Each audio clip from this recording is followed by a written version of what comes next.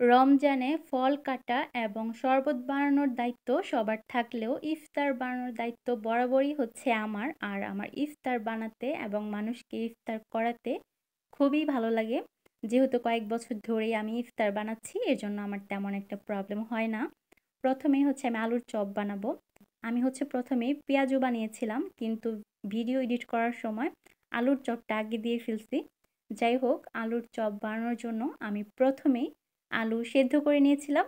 এরপর পরিমাণ মতো লবণ, কাঁচামরিচ কুচি, পেঁয়াজ কুচি আর ধনিয়া পাতা কুচি দিয়ে ভালো করে মাখিয়ে নিয়েছিলাম। যারা আলুর চপের টেস্ট আরও বাড়াতে চান তারা অবশ্যই পেঁয়াজ বেরেস্তা ব্যবহার করবেন, এতে টেস্ট আরও দ্বিগুণ বেড়ে যায়।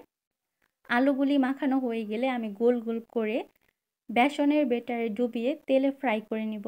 আর এই বেসনটা আমি যখন গুলিয়েছিলাম তখন পরিমাণ মতো পানি, লবণ, জিরার গুঁড়া, হলুদের গুঁড়া, মরিচের গুঁড়া, অল্প একটু বেকিং পাউডার দিয়ে ব্যাটারটা বানিয়ে নিয়েছিলাম। নরমালি হচ্ছে আমি খাবার সোডা ব্যবহার করি, কিন্তু আজকে খাবার সোডা ছিল না, এর জন্য আমি হালকা বেকিং পাউডার দিয়েছিলাম।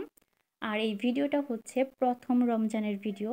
সময়ের কারণে আমি আপলোড দিতে পারি নাই, এর জন্য আমি আজকে আপলোড দিচ্ছি। এরপর বানিয়েছিলাম পেঁয়াজু। আর পেঁয়াজু বানানোর জন্য সারা রাত খেসারির ডাল আর হচ্ছে চাল পানিতে ভিজিয়ে রেখেছিলাম। পানি ঝরিয়ে এরপর হচ্ছে ব্লেন্ডারে ব্লেন্ড করে নেব। পরিমাণ মতো কাঁচামরিচ দিয়েছিলাম, তারপর পেঁয়াজ কুচি আর হচ্ছে আদা বাটা দিয়েছিলাম, হলুদের গুঁড়া, মরিচের গুঁড়া দিয়েছিলাম। পেঁয়াজও বানানোর সময় অবশ্যই পেঁয়াজের পরিমাণটা একটু বেশি দিতে হবে, তাহলে হচ্ছে একটু বেশি পরিমাণে মুচমুচে হয় এবং খেতেও খুব মজা লাগে। আমি হচ্ছে অল্প অল্প করে ভেজে নেব। আর এই পেঁয়াজগুলো হচ্ছে আমি ২ বারে ভেজে নিয়েছিলাম। যখন এটা একদম লাল লাল হয়ে যাবে তখনই হচ্ছে আমি উঠিয়ে নেব। পেঁয়াজু বানানোর পর আমি বানিয়েছিলাম ডিমের চপ। আর ডিমের চপ বানানোর জন্য ডিম সিদ্ধ করে নিয়েছিলাম, মাঝখান থেকে ২ ভাগ করে নিয়েছি।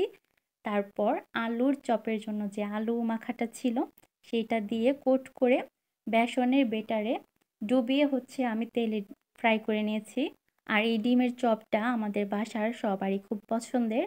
আপনারা কারা কারা ডিমের চপ পছন্দ করেন সেটা অবশ্যই কমেন্টসে জানাবেন। এরপর বানিয়েছিলাম বেগুনি। আর বাসায় বানানো বেগুনি তো খুবই ভালো হয়।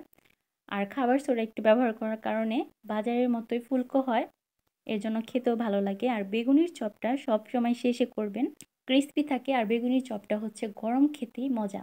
আর আমি হচ্ছে দেখানোর জন্য ধরতেছিলাম, যেহেতু খুব গরম এর জন্য একদমই ধরতে পারতেছিলাম না। এরপর আমি ছোলা ভুনা করব। এখানে ছোলা নর্মালি মানুষ যেভাবে ভুনা করে সেইভাবেই ভুনা করব। তেল দিয়ে তার মধ্যে হচ্ছে আমি পেঁয়াজ কুচি আর হচ্ছে মরিচ দিয়ে দিলাম। তার মধ্যে হলুদের গুঁড়া, মরিচের গুঁড়া, আদা বাটা, রসুন বাটা আর হচ্ছে জিরার গুঁড়া দিয়ে ভালো করে কষিয়ে নিয়েছিলাম।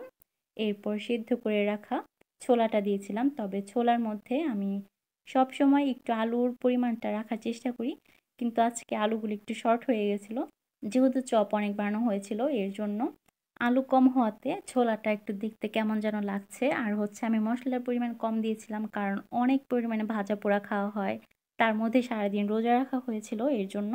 আর এইখানে হচ্ছে আমি আশেপাশে কয়েকটা বাসায় দেওয়ার জন্য আলাদা প্লেটে সাজিয়ে নিচ্ছিলাম। সাথে ছিল পেঁপে, আঙ্গুর, কমলা, টমেটো, খেজুর। প্রথম দিন হিসেবে তেমন বেশি কিছু করা হয়নি, কারণ সারাদিন ছিলাম রোজা এর জন্য। সাথে হচ্ছে বড়ই দিয়েছিলাম, এগুলো হচ্ছে গাছের ছিল। এটাই হচ্ছে আমার প্রথম রোজা, কিন্তু সময়ের কারণে আমি আপলোড করতে পারি নাই। সাথে বানিয়েছিলাম তুকমা এবং ভুসি দিয়ে একটা শরবত। এর পাশাপাশি ছিল বেলের শরবত। বেলের শরবতটা তো খুবই মজা হয়েছিল, একটুও তিতা ছিল না, খুবই মিষ্টি ছিল। বেলের শরবত কার কার পছন্দ এটাও কমেন্টসে জানাবেন। এটা হচ্ছে আমার প্রথম রোজার ভিডিও। আর এছাড়া আমি যতগুলো ভিডিও আপলোড করেছিলাম, মানে রিলস যেগুলো আপলোড করেছিলাম, সেগুলি অন্যান্য রোজার ছিল। আপনার বাসায় ইফতার বানানোর দায়িত্ব কার কার এটা কমেন্টসে জানাবেন। আমার বাসায় ইফতার বানানোর দায়িত্বটা আমার। ভিডিওটি যারা আমার ফেসবুক পেজ থেকে দেখছেন তারা আমার পেজটি ফলো করে দিবেন। আর যারা আমার ইউটিউব চ্যানেল থেকে দেখছেন তারা অবশ্যই আমার ইউটিউব চ্যানেলটি সাবস্ক্রাইব করে দিবেন। ধন্যবাদ ভিডিওটি দেখার জন্য।